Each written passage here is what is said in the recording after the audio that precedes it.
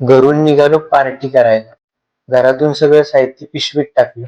असं टाकलं जणू आम्ही कुठेतरी हिमालय मोहिमेवर निघतोय.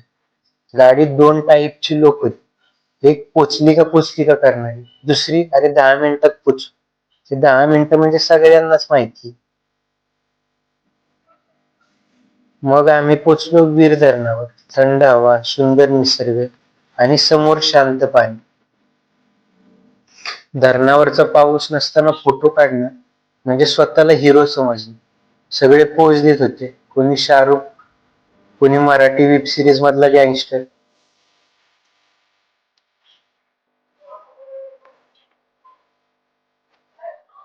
पण कुणाचंही लक्ष त्या सिनिक व्ह्यू साठी नव्हतं. सगळे थेट बिर्याणीकडेच.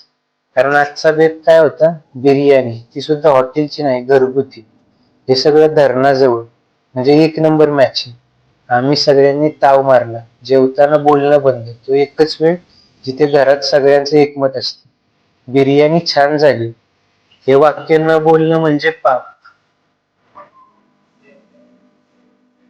मग आला फोटोशूटचा युग.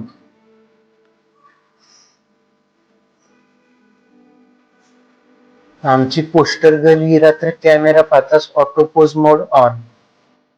फोटोशूट संपलं, बिर्याणी संपली आणि शेवटी आम्ही भेटलो आमच्या दादांना.